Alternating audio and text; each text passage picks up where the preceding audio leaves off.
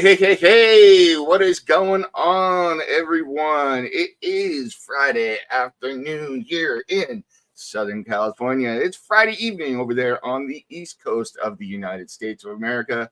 It is late Friday over there in Europe, depending on where you are. It might even be Saturday, depending on where you are in the world. But no matter where you are, you know what time it is. It's time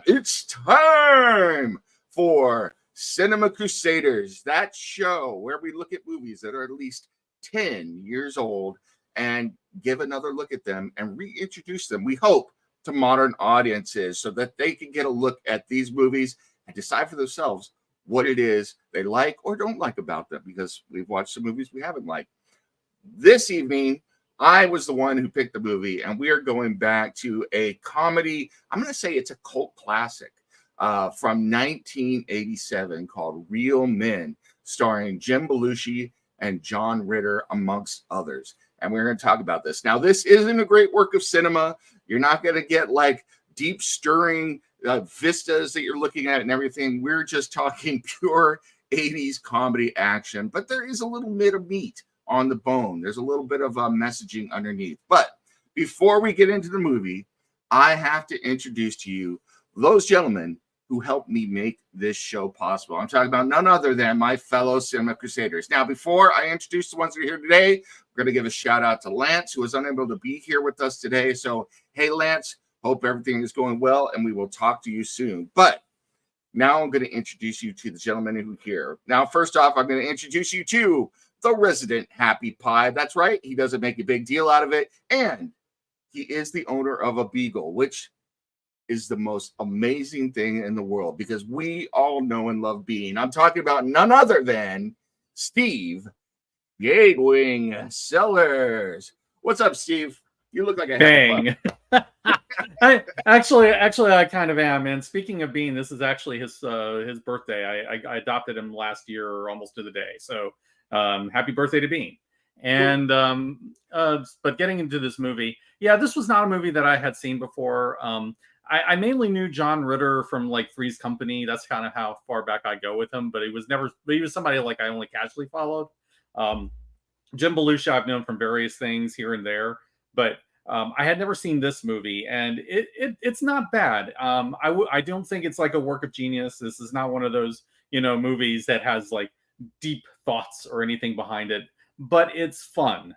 It is a good, solid comedy of its time, is what I would say about it. So it'll be fun to get into it. It's also very highly quotable. So if you want a movie that you can pull all sorts of quotes out of, this is one of those movies that you can go to. So next, I'm going to introduce a man. Yes, a man. We're pretty sure he's a man who looks better now today than any of the other guys he fought at Iwo Jima with. Yes, that's another quote for the movie. I'm talking about none other than Jeff Bracey. How you doing, Jeff? Admit your pain. Admit your weakness. No. Yes. More quotes. We're slinging quotes. Like has already been stated, this is the movie that put James Belushi on the map for me. All right, everybody knew about his brother, the hugely famous John Belushi. And it was really interesting to find out that he had a very talented brother as well. I started following James Belushi's career quite seriously after this film. And John Ritter, of course, from Three's Company forward, the guy is a comedic genius. Especially his physical comedy is incredibly impressive.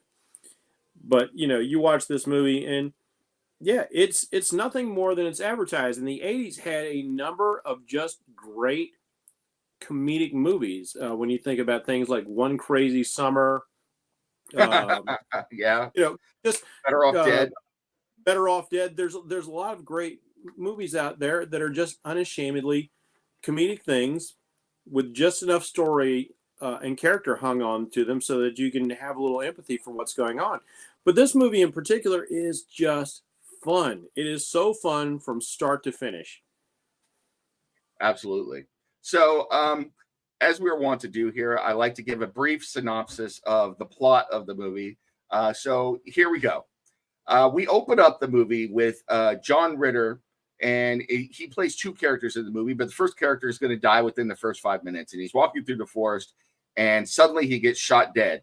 And the CIA comes in, and we find out that they were doing a run through for some operation that's going to happen, and now it's all messed up. And they're going to put none other than Nick Pirandello on the case to get it all straightened out. Nick Pirandello is the character played by Jim Belushi. And we get introduced to Nick starting out in a fish market, and then he cleverly disguises himself in bed with a woman at one point. And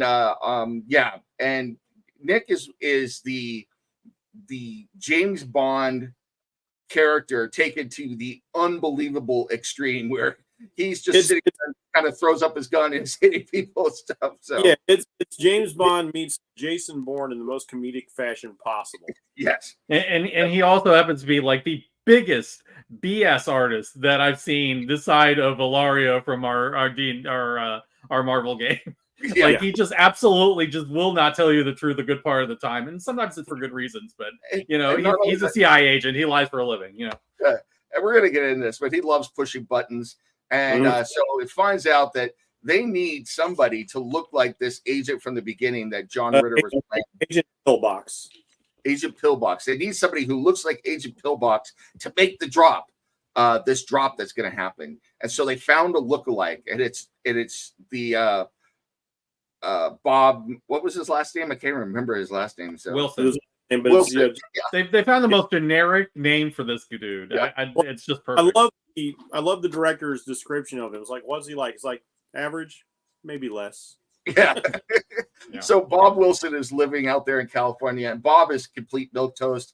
They introduce you to his character where he tries to get his bike back from his kid's bike got stolen. He gets beaten up. I mean, the dude is just a complete pushover, and this is the guy that Nick has to mentor along the way, and raise his confidence as they go from California back to DC for the drop off. And it turns out that we are meeting with aliens, and I know Steve has something to say about that later on.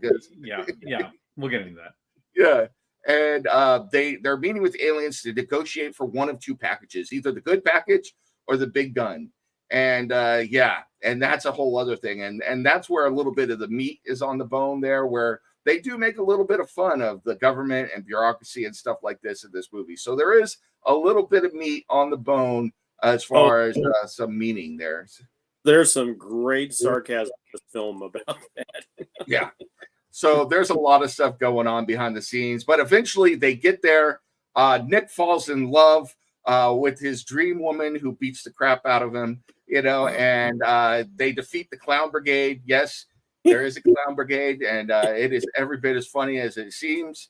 And they end up finding out that they're working with a bunch of clowns. So, and eventually we get the good package, all for a drink of water, and they take off. And then Bob is transformed, and he comes back and he takes charge, and he puts the milkman and the neighbor kids in their place. And as Nick flies off with his dominatrix girlfriend, and that is the very basic plot of the show. So there's a lot more. It's really worth getting into, but it is every bit as ridiculous and crazy and as it sounds. And I will tell you right now, if you like Deadpool and his wisecracking, I think he took some tips from Nick Pirandello at some point. So Probably. all right. So let's get into this though. So we've got to talk about some characters to start off with. I mean, we will talk a little bit about the shooting and everything, but this is very generic 80s. So we will get to that. But there are two main characters we have to talk about, and then we could talk about some others. So let's start with the man himself, James Belushi, playing super agent Nick Pirandello. I've got a lot I want to say, but I want to put it over to you guys first. Let's go to Steve first. What are your impressions of Nick Pirandello, played by James Belushi? Oh, he's by far my favorite character in this whole thing. Like he is absolutely, he's absolutely entertaining the whole way. And a lot of it is, because they're exaggerating the Bond archetype. I mean, this guy is hyper masculine. He is, he'll fight everybody. He'll sleep with every woman in the world, and he can just land randomly into a woman's room, and she'll be fine with having him in bed. This kind of ridiculous, sort of over exaggeration. And yet, I mean, the way that Belushi plays it is really, really good, because he's not always playing it in exaggerated ways. I mean, he seems like, fairly suave a lot of the time. And then, he starts piling on the BS. And then, he starts, being this hyper masculine character with Ritter, trying to get out the milquetoast out of it, all these other things.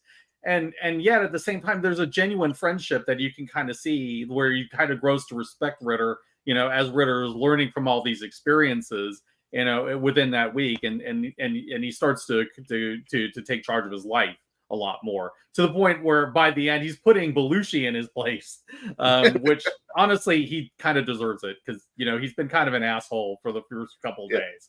So he did have it coming. So it's nice to see that so both characters have arcs, as we'll see.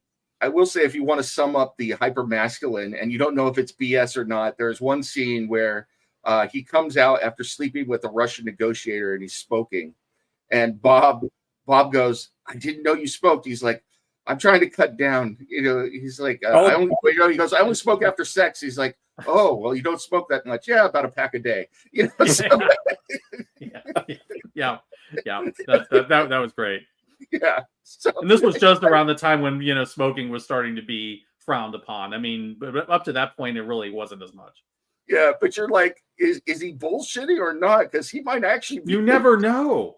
That's the problem with him. It's like, I couldn't, like, even after putting out the pen, I'm like, I don't think I believe anything that you say involving the aliens. I just can't believe you, because you've been so full of crap this whole time. Yeah. And on top of that, it's like you're asking people to believe things like, oh yeah, they're aliens and we're going to deliver water to them and everything's going to be fine. And I'm just like, it just seems so unbelievable and so ridiculous. And you have this guy who is completely unreliable. Like, how do you believe a word he says? So, like, right until the end, I'm like, there's got to be a catch to this that I'm not seeing. No, they really was out there to deliver water to the aliens. I'm like, okay. So let's go to Jeff. Talk about our hero, the hero we need in this modern time, Nick Pirandello. So. Now, what's interesting and fun about this film is, as Steve noticed, he's not playing over-the-top scenery chewing all the time. It's got a bit of that Naked Gun flavor, where ridiculous things are going on, but they're acting like this is normal for their world. So they're playing it straight. And as anybody who grew up in the 80s knows, all the best heroes were a bunch of wisecracking smartasses who did not bow to authority. And Nick is the epitome of that. So we get that, and he's so cool and so suave. The taking the James Bond to the extreme level. One of my particular favorite things is he manages to get the map that they need to make the rendezvous early on, and he's bringing it into his director. And there's corruption inside the agency. They're dealing with killer clowns, aliens, Russians, and rogue elements of the CIA. And this one guy who looked like a major domo for the top guy snatches the map out of his hand. He throws it out of a window in the best kind of James Bond Bourne way. There's a car waiting downstairs to catch the map as it's fluttering out of the air and haul ass off with it. And, they take this guy off, and he's like, "Oh no, they've got the map." It's like, "No, they didn't." Like, "What's that?" "Oh, it's a note telling him I know who all their leaders are." "Who are their leaders?" "I don't know." And they just, because nothing shakes this guy up for the first half of the movie. He's so unflappable, and that's the most classic thing about James Bond. James Bond always had this character he portrayed, like he's never going to let anything get to him. And then you see him in his private moments, and for this guy, Nick is living this life until he meets a girl with some unexpected qualities, because she looks like she should be working at a library instead of waitressing at a honky-tonk, and she turns out to be a dominatrix, and she literally beats sensitivity into him, coupled with the fact that he's starting to empathize with Bob a little bit, who is just the most sensitive milquetoast of a man. Are you some kind of feminist or something? And by the way, that was just a great line. we get to see a number of the dominatrix scenes. Now, nothing super racy, but it's pretty funny. But it's fantastic, It's like, and it's so funny to watch the evolution, not just of Ritter going from like Mr.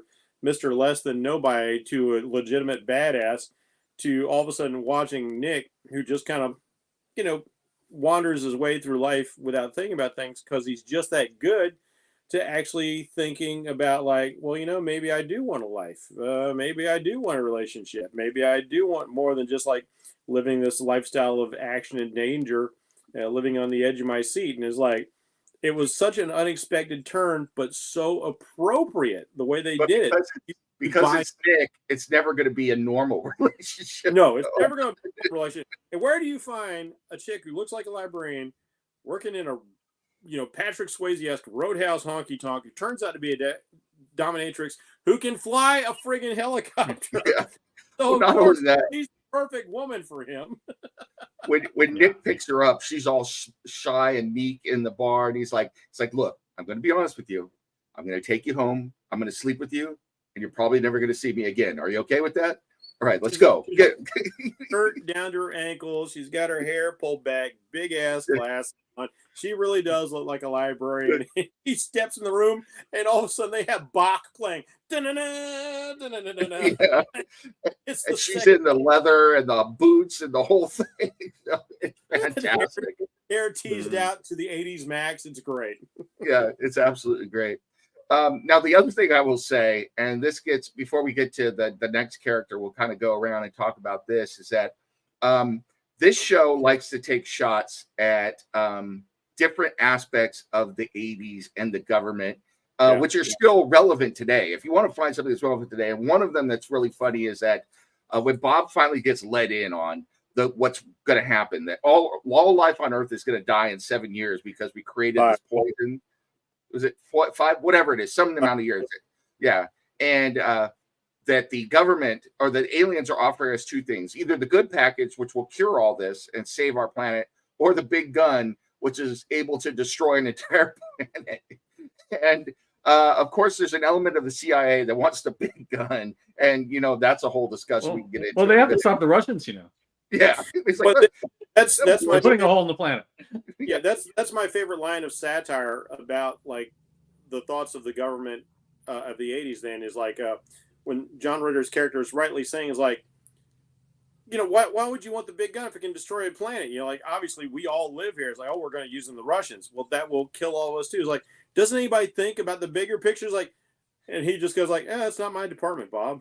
Yeah, exactly. It's like, you can either cure environmental problems, and they're clearly like talking about global warming and stuff like that, or you can start World War III and destroy everything, which is an allegory for nuclear war. This was a Cold War movie. As he's explaining things to Bob, he's constantly referencing the fact that one hand never knows what the other is doing, that all these disparate parts of the government and the CIA and all this stuff have no clue what's going on. The guys in the lab, they made this special biowarfare thing, and somebody accidentally dumped it in the ocean, so all the algae's dying. All life on Earth is going to be dead in 5 years.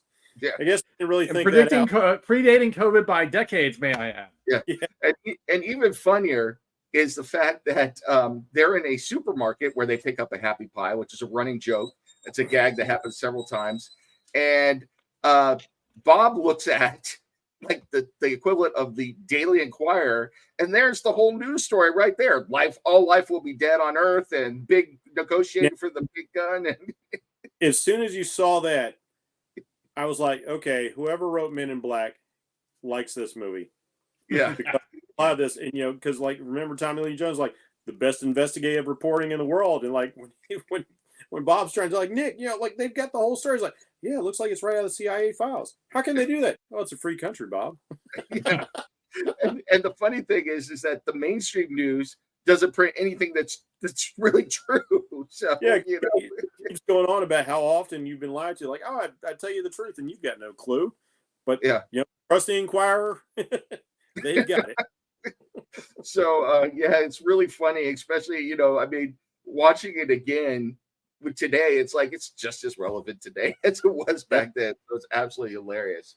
Oh man, yeah, it was really good, and I love the way. So this was the meat on the bone. So even though it's a pure comedy, I mean, it's a farce pretty much. You know, as much as Birdcage is a farce, there's some legitimate digs and some sarcasm about society. You know, so it's cool that way.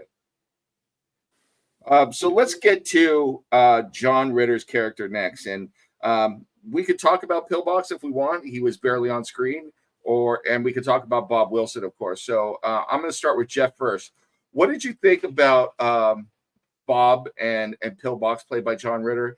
And he had a definite arc, you know. No, he does. He really does get a definite arc, because this is really his story more than Belushi's, even though he is the driving force of the whole thing.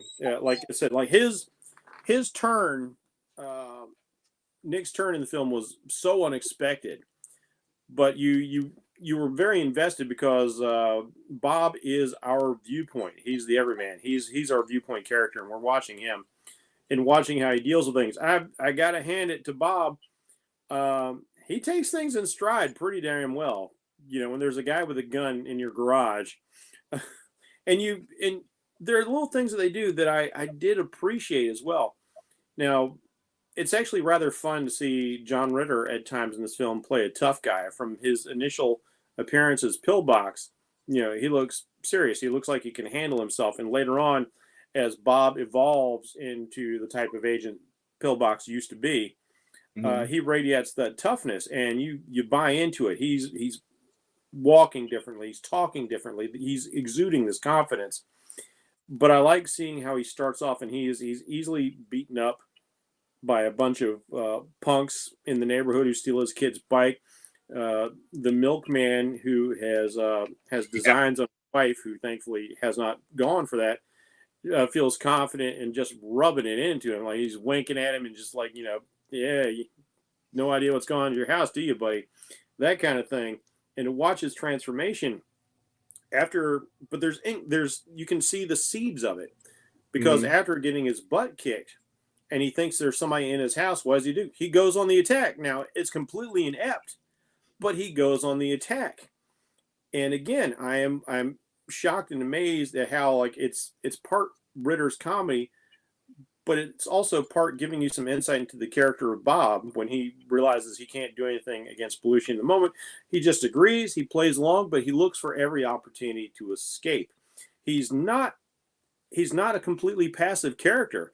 And so when he emerges as an active character, not only do you celebrate it because you want to see him get his own, but you're also like, yeah, I totally buy this. I can see this guy becoming this with just the right circumstances.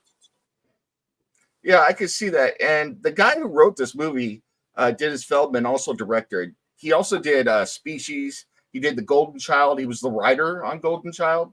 All movies up. Yeah. So he's talented. I think he did some good writing. And I think he did some good writing between Belushi and Ritter as Bob and Nick. Especially there, you know, there's a couple of scenes, and I'm going to put two out, and then I'm going to go to Steve. The first is at the very beginning. So obviously when we first meet him, Nick makes some cracks about some letters his wife wrote him and stuff like that, which is hilarious. But later on, they're over, and this is where he reveals the milkman, because he's like, you know, the milk is stale at the neighbors. He's like, oh no, Bob, you know what this means? The milkman's been getting extra visits to your house, and then he intimates that the milkman is giving it to his wife, and then Bob loses it and actually attacks Nick, and Nick wrestles him down. He's like, I know, Bob. I know it's hard to hear. I've been there. And he's like, your wife did that to you? He's like, no, Bob, I was on the other side, but it's just, you know, so it's like, it's so wrong and it's so funny at the same time. You're not wrong. The chemistry between these two and the genius dialogue that they're given, the way that, you know, Bob is, you know, working his normal way through life, and Nick is just like, you know, when I was at your house, I had the freshest cottage cheese, and meanwhile, he's like, hey, while we're at the neighbor's house, let's just help ourselves with some grub. You know, he just, like, whatever he wants just happens for him. Yeah, and the juxtaposition of those two is just so great. And the way Ritter played it off is that you could see the rage in his eyes, and Belushi's doing it to get a rise out of him because he's trying to make him more assertive. Meanwhile, in the end, when he becomes, you know, badass Bob, they're walking back with the bike, and Jim Belushi walks in from nowhere from the side, and he's like, do you think I went too far, Nick? He's like, no, you used the appropriate amount of force it was called. He's like, you stood up for yourself. And he's like, did you know that you're doing a great job today? You know, and then he takes off, but it was like the perfect bookend to it, you know? So it was just really clever writing. And I thought that they did the two characters very well together. And this guy, Dennis Feldman, obviously has some comedic talent, you know, the way he writes. So, yeah. Steve, what did you think of John Ritter's character of Bob in the movie? Yeah. Okay, I'll talk a little bit about Pillbox because as I've been thinking a little bit about it, I'm beginning to think that Pillbox was going to choose the good package, because my feeling is like he was killed because he was not going to get them the gun. Yeah, right. Otherwise, they would have let him. They would have waited. I think that at that point they would have waited and then killed him to get the big gun. But no. I think he was going to give him the good package. So they wanted to replace him with somebody that would be willing to do that. And so, of course, they picked this meek, milquetoast dude who they think they can control, which is Bob. And so, but the interesting thing is that Bob has similar values. He wants the good package as well. It's just that he has to learn to stand up to all these people, and basically be assertive enough to ask for it. To ask for what he wants and to tell all these guys no. And you can definitely tell, there is definitely a sense of a little bit of the badass Bob in him even early on. It's just that he doesn't have the confidence yet, and he's kind of suppressing it. He's got a lot of rage that he's suppressing, and eventually it boils over and he explodes, and he happens to do it. And this was the scene where they were taking a leak, supposedly. And that's when he, at that point, and he was looking around for him the whole time, trying to find him after he had disappeared. He was going to run off, and then he decided to come back and try to find him. And he just absolutely lays into Belushi at that point. And that's when he starts to become badass Bob, is when his rage just finally blows over. And it's like, I don't give a crap anymore. And that's when I think between that and the scene later where they're fighting the clowns, and Belushi lets him think that he beat up all those clowns, and then he really does beat up that guy Hartman, who was the leader of those guys, who was supposedly a really good agent. So that's kind of like, and I just love that Belushi's like, okay, I'm gonna let you have this. Yeah, he's about to correct him, and then he's like, no, I'm gonna let you have this because I don't want you going back to being that guy before. And that's kind of like partially, you could definitely tell there's a certain agenda driven thing behind it, but there's also an element no, I really like this guy. I like what this guy's becoming. I think of him now as a friend, and that's why I'm going to let him have it. And he really did beat Hartman, so he's not wrong. And then later he takes on all those robbers while Nick's in there getting his dominatrix on. So. I was like, he's going to go in and he's going to rescue Pirandello, and he almost does. I mean, he's really just going out there beating the crap out of all those burglars, but it's still funny. And one of the things I appreciate about it is the director, it turns out, who is in on the whole thing. He's part of the rogue element in the CIA. Yeah. He tells Nick, asked, do you want me to train him when he's given the assignment for the lookalike? He's like, no, just, babysit him, maybe build up his confidence a little bit, look after him, validate him, all this stuff. Mm-hmm. But Nick. Yeah, that's why I think that Pillbox was murdered. They wanted a guy he could control. But the thing is, if you watch the movie, the first day he meets him, Nick's like, oh, geez, this is going to be a hard one. He's like, this guy sucks.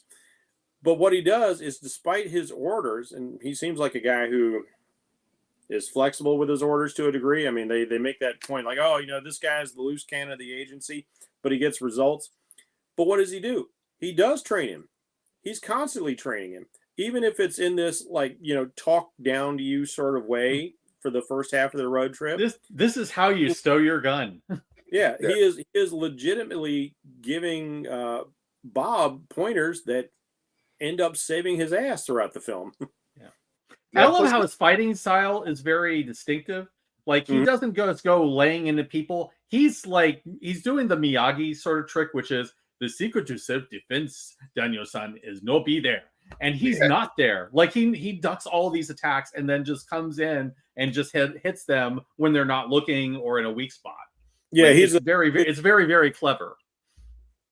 He's definitely a good counter puncher. And when you think about that, when he takes a swing at Nick does exactly that thing. He ducks, gut punch, immediately disables him. And Bob seems to be a guy, what do you say? He works in insurance, so it seems like he's used to paying attention to details. Yeah. And it's a very subtle thing, but he picks that up. And again, like it seems like something, Nick wasn't told to do, but maybe for his own benefit, because this guy is so whiny to start with, it's like, I'll pick him up. But he also does legitimately train him, and it ends up paying off in the end. And the other thing about their relationship is that Bob is like Steve was through the whole movie, where he's like, he doesn't know where the bullshit ends and the reality begins. Even to the point where at one point when they were in there fighting the clowns, they were in that alley to get the presidential glass for the water somewhere in Cleveland. They're like, they hide it in an alley in Cleveland. It's like, yeah, Bob, you don't want it all in the same place. It's like, I just love how those guys are like, yeah, we're just saying that these government goons really are clowns, literally. Yeah. It's a great satire. Right on the shiny red nose, that one. Yeah. All right. And it even makes it, especially like if you hate clowns or you're afraid of clowns. Like I can't, like clowns trigger irrational rage in me, so I thought it was great. Now there are at least kicked. There are at least two more characters that we have to introduce, and then I will go around if there's anything else, any other characters we want to talk about. But at one point, we're looking for that safe car, and where can you always be safe but home? And we roll up to Nick's childhood home, and Dad is just back from the hospital, and so Mom is played by the very funny Barbara Barry. She's more famous for stuff she did on TV, but she was in Ilsa the Huntress Woman, and she's now, she's a little older now, and she's in tight pants and sexing it up. And at first, she's making eyes at Bob, and we think it's just an older woman who is a cougar out here on the prowl. Yeah, I thought it was the aunt, because they mentioned that there was an Aunt Grace, so that's who I thought it was at first. And then we come to find out that it's Nick's dad. And there's a whole discussion. I mean, talk about being ahead of your time. There's a whole discussion about, now when Dad hit midlife crisis, he found a new part of his sexuality. Some of us didn't understand, right, Mom? And they go through this whole thing. And then he introduces his dad to Nick by grabbing her breast and goes, "Would you look at the tits on this guy?" They definitely are trying to say that Nick is very messed up because of his childhood, not just because of his dad, but also because apparently he had a thing for his aunt. He confesses it to the dominatrix. And I'm 12 and you're 35 and you're married to my uncle, but I think we could have something. Yeah. So it just explains a lot about Nick, and it's absolutely hilarious. Meanwhile, Nick's dad is absolutely infatuated with Bob and going around. And these two, Diane Thorne and Barbara Barry, I mean, Barbara is so sweet as Nick's mom, and then Diane Thorne is the cougar on the prowl as Nick's dad. It's absolutely hilarious. The physical comedy between Diane Thorne and John Ritter is great. So I needed to bring them up. When they come back in the living room and he's hopping off of Dad, and I don't know if this was in the script. I think it was probably John Ritter, but I love this move. He's jumping, trying to figure out how to get himself, and he crosses his legs to hide boner. I was like, brilliant thought process. And then Diane Thorne, I'm going to go to Steve in just a second, but as they're leaving, Diane Thorne leans in and she's like, "Call me," like that. So it's great. I don't know who dubbed the voice for Dad, but that was also a great piece of it. So what did you think of this twist, especially since you haven't seen this before? So suddenly you've got this going on. Yeah, like I said, I was thrown a little bit at first. I thought that was his aunt at first, and then it's like, oh, he's his dad. I'm like, oh my god, that's hilarious. I was just like, oh my god, this is ahead of its time. Like this was that whole business was decades ahead of its time. Now now this would probably not even be a thing. Yeah. But because it was done like at exactly that time, and you don't expect that from this movie, that's what makes it hilarious. And yeah, Ritter's physical comedy just really sells it. And I'm not surprised about what the actress had done. Yeah, she does look like somebody who had done a lot of like those 60s and 70s sort of exploitation films, with Nazi she-wolves. I can absolutely see that. She was in Nazi She-Wolf. She was in that movie. So. It was Ilsa the She-Wolf. Yeah. Yep. And it's just great. It's perfect. That glamorous like satin, silver white satin, like that's so 70s sexy right there, and she's still wearing that. And I just love how we find out that even though on the exterior Nick looks like the ultimate cool side of dude people want to be, you find out really under that he is a screwed up guy because his family life is a mess, and this family is just into things that like a lot of families back then would not have been into or even contemplated, and it is hilarious. And yet somehow Nick has adjusted to all of it and made it normal for himself. Yeah, he found a way to normalize it in his own head. Yeah. It's great. What else this I just realized is you already had Schwarzenegger and even Stallone and Hulk Hogan and some others in the 80s trying to do some action comedies, some more successfully than others. But they went with Belushi. And Belushi does not have the ripped muscular bod. And and he's in one scene he's in his boxers, so you see what he's got and what he doesn't compared to some of these action stars. But like he pulls off the physicality of this really well. I always like the scene where he's hiding over a doorway. He's got his feet and his hands pressed up against the wall, and he's not hung up on there with wires, because as soon as these agents walk through, he drops down and then goes through the door. So he was doing that himself. And we talked about it a little bit before we went to air, but I think it was after this movie, Belushi would star in an action movie with Schwarzenegger called Red Heat. Yeah. And he holds his own in that movie. He plays a Chicago cop who is streetwise and smacking wise all the time. But no, he's good in it. He's good. And he brings the needed comedic relief that Arnold really couldn't bring. Arnold has his deadpan lines that are funny in it. So it's a good movie. So there's one other thing we got to get to with Dad, and I'm going to hand it over to Jeff. We right before the end of the scene with Barbara Barry and Diane Thorne, we get a revelation about Dad's service record. So I will let you go there. Yeah, as if one twist follows on top of another twist on top of another twist in this just scene that's pure genius, pure comedic genius. And when Belushi is going on describing how his dad, some people have their midlife crisis and they just go crazy, but not Dad. He knew exactly what he wanted to do. So he flew on down to Sweden and he got the operation that's giving him a whole new lease on life and exploring a side of himself he never even realized he had for, half his life. And like, look at how good he looks. And he goes, he looks better than any other guy in his unit from Iwo Jima. And Bob snaps his head around and there is a color picture, not like the black and white you're so used to, but a color picture of the guys on Iwo Jima, that famous picture, raising the flag. And there's a stinger of like little patriotic music in there. And Bob cuts back to Nick, and Nick is sitting there sipping his tea, and he's just got his eyebrows up, and he's like, Yeah, that's the greatest part. And I think that's where we got to give some credit, I think, to Feldman as the director, because this dude knows how to play up those looks from Belushi and the looks from Ritter and catch it just right and interject it in there and make it even funnier, So because Belushi has that face, he's got a Ryan Reynolds type wise ass face that you want to use. It's not a cinematic masterpiece, but the editing is perfect for what this is supposed to be. Yeah, absolutely. Absolutely. All right. Now, before we get into some of that, because we do need to talk about some of that, we also need to talk about the fact that there is some good stunt work in this movie, you know? And we'll talk a little bit about the look of the movie, which I think is pure 80s, but we'll get to that as well. Are there any explosions for a comedy? Yeah.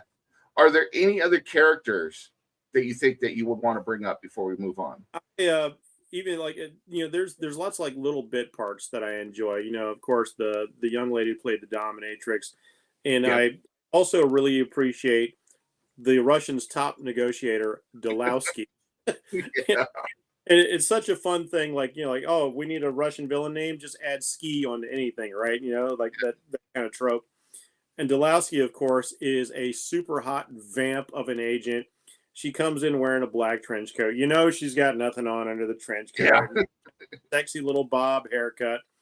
And the woman is delivering this fantastically it's so stereotypical of what we thought of the Russians, thanks to seeing movies like Rocky with Ivan Drago and other characters like that throughout the 80s. And she's doing her best deadpan. She's Natasha Badenov. Yeah. No expression, no change of the eyes, and she just talks with absolutely no inflection like this. You're not going to get out of this one, Nikki, not even with your macho charms. It's like, so while he's like all like being charismatic and everything, she's just giving you the straight deal, like the most 80s Russian possible. And meanwhile, they chose in the writing to take a shot at the government again in that scene where they're talking about how everybody's got to tap into everybody else so they know what's going on. So it's great. It's great because we it was the Cold War, so all kinds of shenanigans were going on then. And what I love is the bit where the reason they're trying to kill him is not really necessarily about the gun or anything like that. It is because they weren't selling their shares of stock in this tech company. Like that's what all of it was about, was the shares of the tech company. Yeah, so like Nikki's doing the Nikki and the Russians are all doing insider trading on the U.S. stock market. Yeah. And just so you all know how ridiculous the movie is, it looks like they're going to buy it. The Russians have them, and then the shooting just stops, and Bob and Nick walk away and get away scot-free. They're just able to walk away. And why? Because the Russians break for lunch because they're not as dedicated as we are. So, it's just ridiculous. Steve, anybody else you want to throw in there? The only thing I would probably mention is like the guy who was the head of the CIA, and that just because he's the main villain. And he's the guy not followed over from from the movie before Brainstorm. He's kind of worth mentioning. I think he's perfectly serviceable in the role. He doesn't have a lot that he's really allowed to do, but he does sell the twist of being the villain pretty well. I would say he has that authoritative look, like he's a guy who really should be, pushing papers in a Washington office, that kind of thing. And when he turns, it's only like mildly surprising. Like I thought I would have a possibility, but it's like who knows? But I think they made it work. So I think he plays it straight well. And there's the scene at the beginning, which is a good scene because it establishes Nick's character. Jeff already alluded to it, where they took the map and threw it out. But Nick and he and Nick are having a back and forth, and he plays off Nick perfectly. He's like, they want the big gun. He's like, that's right, Nick. The whole thing. So it's really good, and he does a good professional acting job. So, and there's an interesting character bit when you think about it. It's like, well, if he's the head of the CIA, why couldn't he have just like he knows about the corruption, he knows about the rot, even if all of his agents don't know about him clearly. He could have just gotten the map and done all that. But you know what? In order to maintain his credibility, he put his best agent, who was also technically kind of his worst agent because he's a loose cannon, and he further hobbled him with a worthless sidekick. So it all tracks. So the internal logic of the film works because this guy is doing what he needs to do to maintain appearances and yet subvert the mission. Yeah, I mean there are some layers to it. So I mean it's a fun movie. There is some like I said, meat on the bone behind it, so it's good that way. All right, I will just say one thing. Like, I think when you're doing a twist, it needs to make sense both ways. Like, you have to be able to look at it, with the twist and without the twist, and they both need to be solid and seem to work. I think they did a good job with that here. You can definitely, even though they don't tell you everything, you have to do a little bit of the work of the movie. Once you actually think about it, it's like, yeah, I could completely see why you would do that. Here's a question for you. And I found this when I was watching the movie again myself, and I'm curious if you both would agree with this. By the end of the movie, this world that they live in, which is so wacky and insane and seems utterly ridiculous, makes sense within the context of the movie. It is the bizarro world logic of this film. Yeah, this is legit the world of the National Enquirer. And I really like the fact when before you understand just how wacky things are, it's like, okay, James Belushi's super stud here. Mm-hmm. But when the director is telling Nick, it's like, take it easy on this guy. You know how civilians get when they find out how the world really works. Yeah. And you have no idea what you're in for yet at that point. Yeah. You don't even know if you can believe anything he's saying. I mean, that's the big problem. Actually, there was a later Chevy Chase, Dan Aykroyd movie that I kind of wish tied in. Spies Like Us. Yes. Yes. I do love that one. That would be one that I hope we get to one day. Yeah. Okay. Let's talk a little bit about the production value of this film. Let's talk about the look of the film, the stunts, some of the editing and stuff like that. Let's go around the horn. We'll make this a last segment before we do final thoughts and wrap it up. So I'm going to go to Steve first. Sure. Anything that you want to cover about the look of the film, how they did the stunt work, the FX stuff and everything, because there are some FX in here too, some alien effects and that pen and everything else. So yeah, the pen I think was interesting. There's also like a lot of explosions, things like that, like the neighborhood getting blown up. A lot of it does kind of look like a set in many places, but I mean, like an 80s set as it would have been at that time. But it doesn't really distract from anything. It perfectly works. Some of the neighborhoods, they look like real neighborhoods, or they look like they were like neighborhoods that they were going to destroy anyway. So, go ahead and blow that up. We don't care.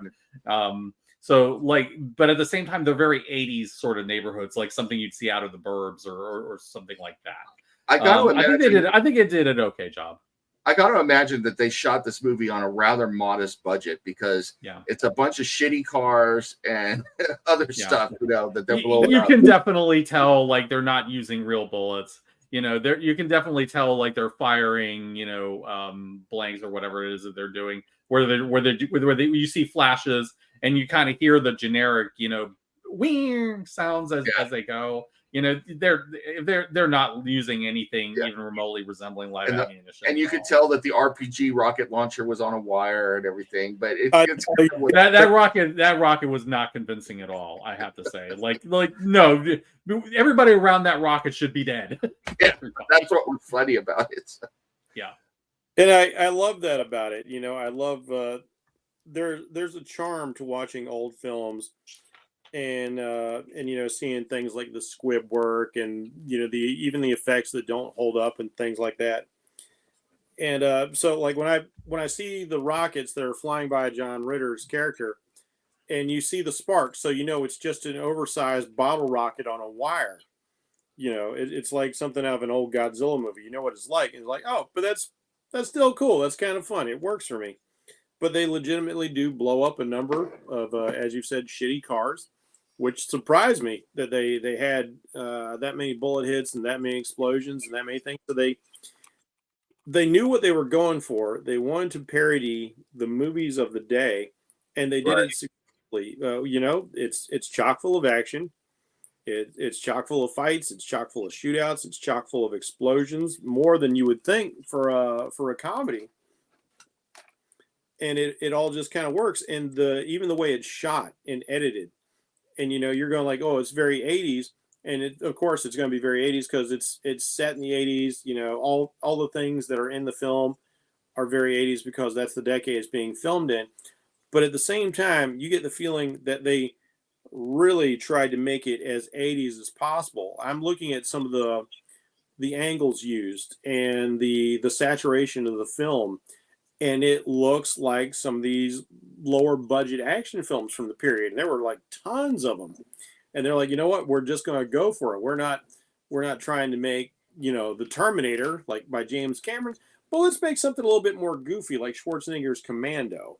You know, that's not a piece of cinema masterpiece, but it's a heck of a fun movie if you're willing to turn off your brain and just accept that Arnie's got plot armor like nobody else. It just works like that, you know, because Jim Belushi's doing that thing where like he only gets hit when he needs to get hit, and he kills everybody with one shot. And he's the prototypical hero. When he does get hit, he always gets winged. So yeah, so always the arm. You know, they're like, oh, it's just a flesh wound kind of thing. That last action hero sort of logic is at play here, and it all works for it. You know, the film is unashamedly what it is, and it doesn't need to be more than it is. It all works perfectly. It's just the right movie at the right time. And, you know, there's not a better decade of action movies to spoof than this one.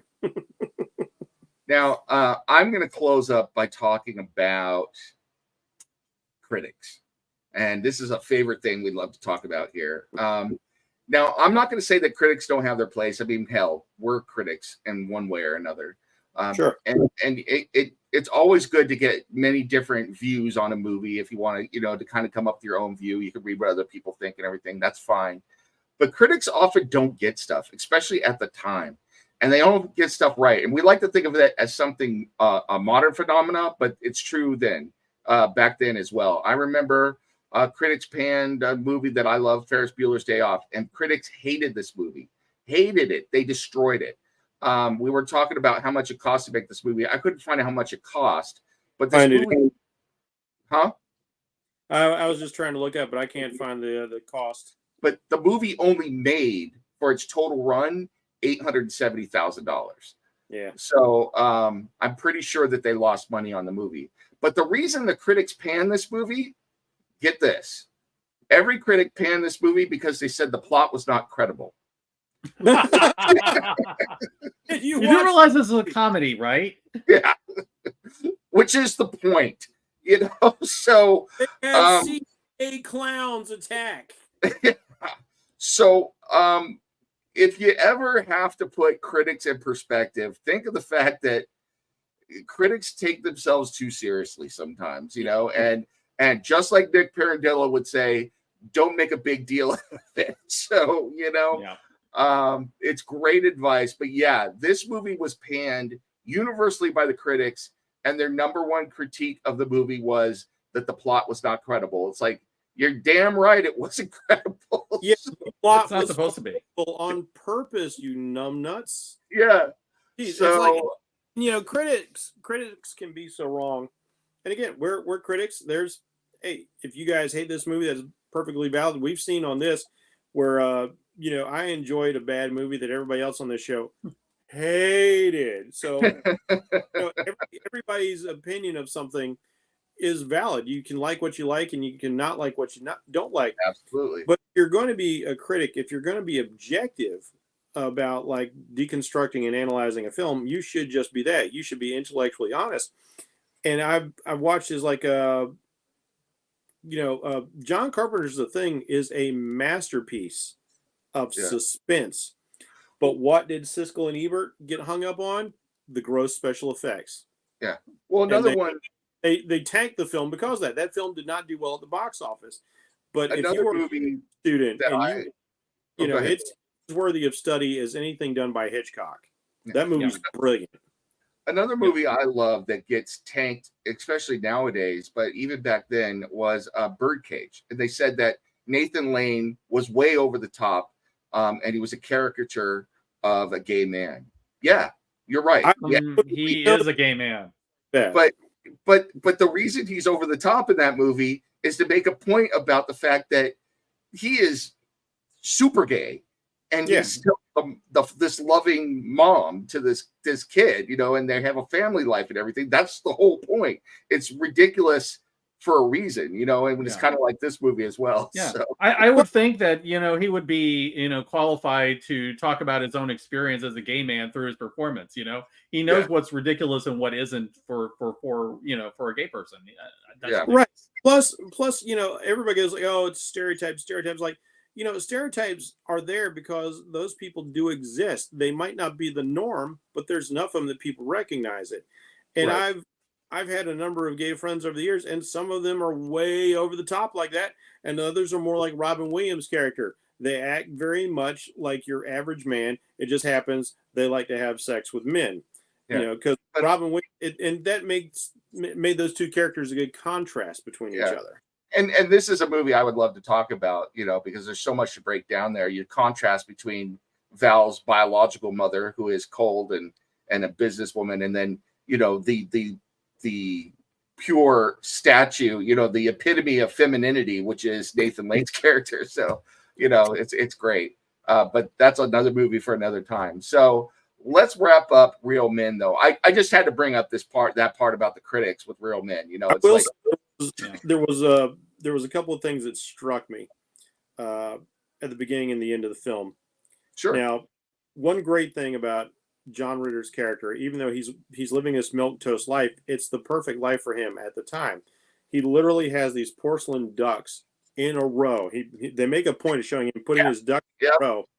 And then when the house has been reconstructed, they've got live ducks swimming in this like little moat around this tree. And it's like, oh, this is alive. This is vibrant. This is real. It was a great piece of cinematography. Clever imagery. Yeah. To show the change in the character. But I remember watching this, and one thing that struck me is he goes to get his kid's bike back, but he totally glosses over, like, hey, you know, I want to get my kid's bike back. And like, oh no, you know, Oaf over here likes a small bike. But they sort of forgot that he also said, like, yeah, and they were saying like really unpleasant things about your daughter. Yeah. That'd have been the thing that got me more fired up than the bike, but that never gets mentioned again. Like, it does explain though her reaction. It's like, you know, it's the problem. You know, I don't have a problem with you beating these guys up, but that's not what really was what she responded to. Yeah, it was the fact he stood up for her. So they remembered what happened before. They just didn't openly acknowledge it. Yeah, and there's like a lot of nice little payoffs like that. They set up things and they get paid off. Like and when you find Bob ambushes the milkman later on. So. Yeah, I mean, and there's at least the milkman does not ring twice in this movie. Yeah, you know, there's at least one agent who's actually on Nick's side, and he gets shot, but he doesn't die right away, and he plays a pivotal part in saving the day. Yeah, and then of course Nick has to be sarcastic about it when he does the fake. Bob has this thing where he goes bang like that, and he actually shoots the guy because the agent that was hidden shot him with a silenced weapon. He goes, Nick looks at him, he goes, how do you do a thing like that? He's like, don't make a big deal out of it. You know? I just love the whole, you know, finger gun thing, you know, and for some reason people were buying into the fact that he had guns. Well, even though it was just his fingers. Like even Nick, when he says, I'll cover you, and he's running to try and get this quarter that's stuck in the cement. And you know, Nick's getting shot off as he dives back in the booth. It's like, you call that cover? It's like, I've only got two hands. Yeah. It's just absolutely ridiculous. All right, let's wrap this thing up. So let's get some final thoughts on this movie. I'm going to go Steve first. Yeah, I think we pretty much covered everything that I kind of wanted to discuss about it. It's a movie of its time. It is a perfectly solid 80s action comedy. I think Ritter and Belushi are very, very good in it. I think the main two characters, are really compelling. They have a great relationship. They learn from each other. They grow together. There's an arc, you know, all of that. And yeah, I mean, are some of the elements in there silly? You know, sure there are, but they're supposed to be. The whole thing is meant to be a farce, and it works well in that respect.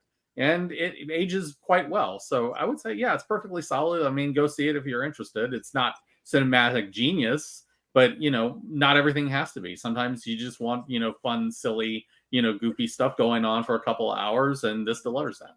Yeah, absolutely. I think you summed that up perfectly. I mean, you're not going to study this film in film school, but you could sit down and have a beer and watch this movie and have a good, enjoyable time. So, Jeff, What about you? Final No, thoughts? Genius. You need to watch Val Kilmer's Real Genius. There's the genius. That is an amazing movie. Top Secret with Val Kilmer too. So. Yeah. Absolutely brilliant movie. Zuckers, Abrams, and Zucker. If you don't know who they are, find out. They did a lot of great movies. But the like you said, like Steve said, we've hit on all the major points. This film is really just so much fun. It really is. It's not pretentious. It knows what it wants to be. It's having a good time. And to channel Lance, I'll say that there's actually no wasted characters in this. Even like the smallest players in this, they serve a purpose in this. It's like when we were talking about Office Space, even these little bit interactions, they matter in this. And man, I love to see a film where I can say that, because there's so much soufflurious stuff that goes on in movies these days. And this is a tight movie. It's a 1 hour, 35 minutes. And every moment of time spent on screen is worth having on screen. So well worth it. Yeah, and I will reiterate what everyone said. I think this is a movie that is fun. You can get, if you want to, you could get down in the weeds and look at some of the sarcasm of the time about the things that were happening. And you could see that, as much as things have changed from the 80s, some things are still the same. So, and that's why we still need comedy, because we're making fun of stuff. But at its heart, this movie is just pure lunacy. It's fun. It's fun to turn your brain off and just watch Nick be, the super agent, and watch John Ritter play his part and come up and end up becoming a badass himself. And the two of them, one becoming more sensitive, the one becoming more tough, and all of us not making a big deal out of it and getting our happy pie at the end. So, yeah, it's all good. So I want to thank everybody out there. Please click like and subscribe on the Comic Crusaders YouTube channel. Check out all of our content from our comic book shows, like Old Timers Comic Book Show, or the variety of other shows we have. We also have shows for everybody to talk about. We've got Music Crusaders going on. We've got anime shows. We've got Sloppy Spoilers is back. We're talking about Shogun right now. So we're doing that. I've got a new interview show and that I do called New with Nim on Thursdays. So we've got all that going on. And check out all of us. You can see in the links below our social media, because we do shows for other channels as well. So go check those out. And please give us a follow. Let us know what you like or don't like. If you have a movie you want to see, don't be shy about letting us know. Give us a heads up, and we'll see what we could do. Suggestions. Yep. Until next time, though, I'm going to thank you so much, Steve. Yeah, great to be here. This is another one of those movies that was good to be introduced to. So I got a good time with it. Awesome. Thank you so much, Jeff. I was really happy to revisit one of my favorite, almost nobody knows comedies. Yeah, another one that's great from a little bit later is one starring Ed O'Neill called Dutch. So yeah, I'm glad we got the opportunity to share this with a whole new generation. I hope it gets a second life. Yeah, go check it out. And I think from what I saw, it's free on Tubi right now. So it is. Yeah, that's where I watch it. Yeah. So thank all of you. Thank you to all of you again for watching. Like I said, please click the like and subscribe. We appreciate all of the views that we're getting. I think I could speak for everybody that we're blown away of the number of people that watch us every week. Thank you so much. We love movies, and that's why we do this, is because we want to bring some of these old movies back to all of you. And it is really a big thing to see that there's a good number of you out there watching. So thank you to all of you. What's that? But don't make a big thing out of it. Yeah, but don't make a big thing out of it. So make sure you keep that popcorn warm. Make sure you find yourself a comfy seat. Get into that comfy seat, eat that popcorn, and watch some cinema this weekend. Maybe even get onto Tubi and watch yourself a little bit of Real Men. But until next time, this has been the Cinema Crusaders, and we are out of here.